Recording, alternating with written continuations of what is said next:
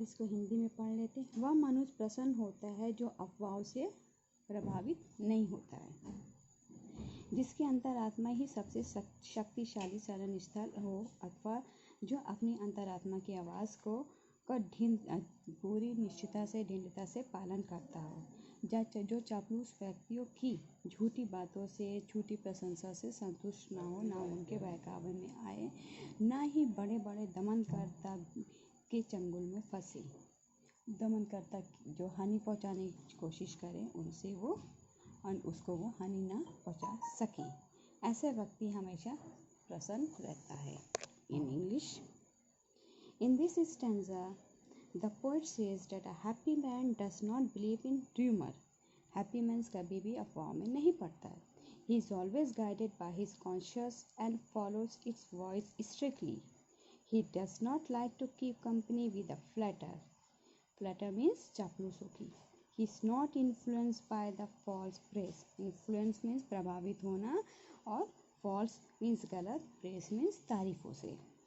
So he is never proud of himself. इसलिए वो कभी भी अपने ऊपर घमंड प्राउड नहीं करता. Even a cruel and unjust man cannot give him any harm. यहाँ तक कि क्रूर व्यक्ति और गलत व्यक्ति भी कभी उसका कोई नुकसान नहीं पहुँचा सकता. Such man lead a happy and idle life. ऐसा इंसान सबसे अच्छी लाइफ जीता है. आइए अब नीचे चलते हैं दूसरे स्टैंजा पे. Whose enemies none whom chance doth raise, nor wise who never understood how deepest wound are given with praise, nor rules of state but rules of good. Enemies means ईर्ष्या करना. Chance means अवसर, भाग.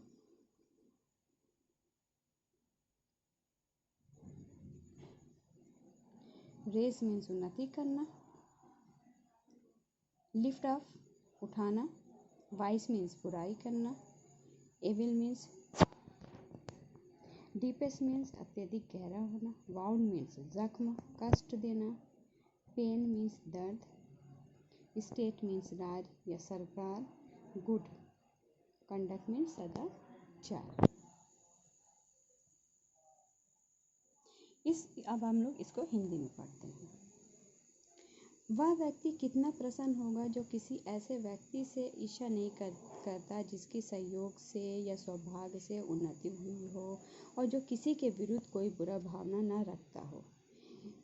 इस व्यक्ति को वो ये समझ लेना चाहिए कि झूठी प्रशंसा के घाव बहुत गहरे होते हैं. झूठी प्रशंसा से ऐसा कष्ट होता है कि जो काफ़ी समय तक वो हारे रहते हैं और कभी वो भर नहीं पाते हैं. एक प्रसन्न व्यक्ति सरकार के नियमों के प्रति इतना वफादार नहीं होता जितना सदाचार के नियमों के प्रति होता है. आइए अब इसकी इंग्लिश पढ़ते हैं, जानते हैं. In this stanza, the poet says that some people may progress in their life by chance or by luck, but a good man is never envious of them. Envious means जलन करना, ईर्ष्या करना. So he is happy man. He understood that false praise causes deep wound which cannot be healed up. So a man who is careful of his praise is always happy. Everybody obey the rules of government by force, but a good man follow the rules of good conduct also. He gives more importance to the rules of good conduct and has no fear of any legal actions to be taken against him. He knows well that good conduct is above all things.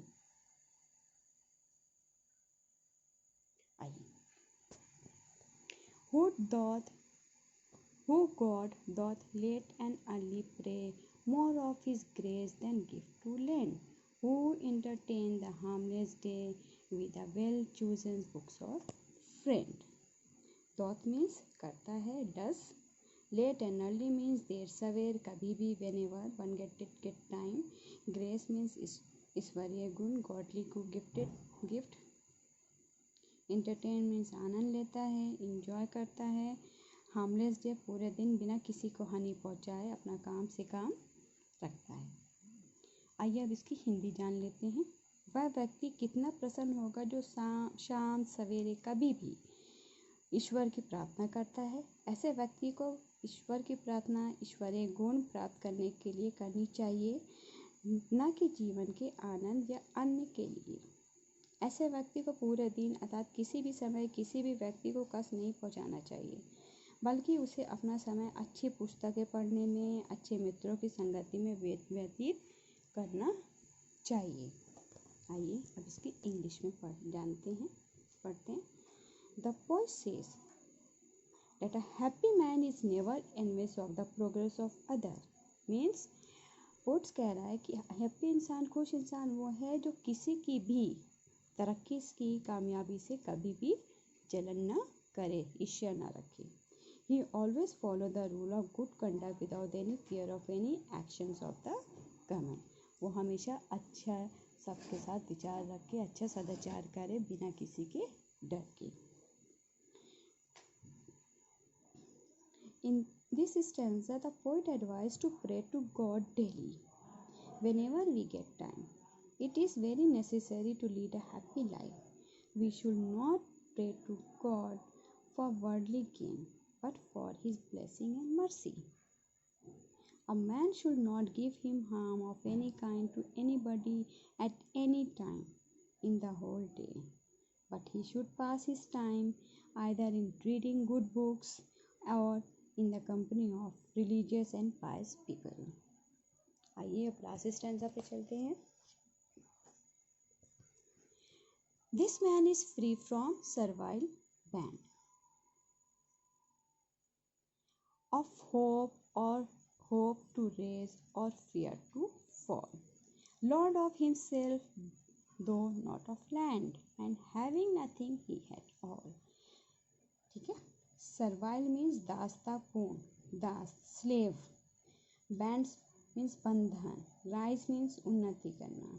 Fall means अवनति, असफलता। एक सुखी मनुष्य सभी प्रकार के विचारों एवं भावनाओं से स्वतंत्र होता है। वह उनका दास नहीं होता, न ही उसकी सफलता या उन्नति, किसी की सफलता या उन्नति की इच्छा उसके अंदर होती है, और न ही अवनति या असफलता से वो भय करता है या डरता है। वो सफलता और असफलता दोनों को समान रूप में देखता है। वह भले ही धन या धरती का स्वामी ना हो, फिर भी वह अपने स्वामी खुद का होता है। उसके पास कुछ ना होते हुए भी सब कुछ होता है। क्यों? क्योंकि वो स्वतंत्र विचारों का मालिक होता है, उसके पास आत्मसम्मान होता है, संतुष्ट होता है वो अपने जीवन से, और अपने जीवन सुखमय तरीके से व्यतीत कर रहा होता है। In this concluding stanza, the poet advises us to lead an independent life. A man should not depend upon others. He should be free from all hopes and fear. He should not be overjoyed in his achievement and should not be disconsolate in failure. Although he may not have worldly riches, yet he is the master of himself. Thus, independence, self-respect, and contentment are the merit that make a man happy.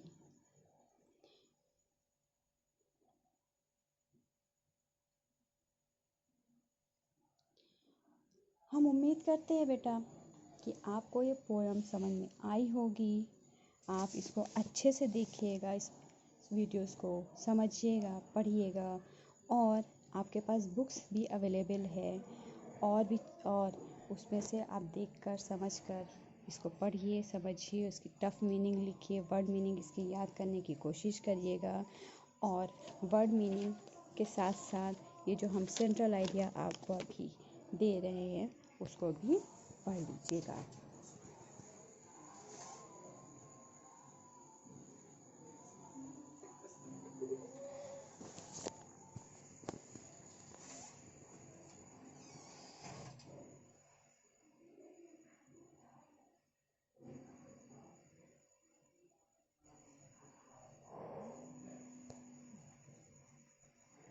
आज के लिए इतना ही।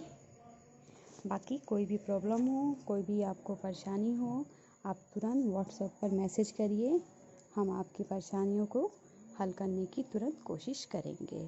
तब तक के लिए have a good day.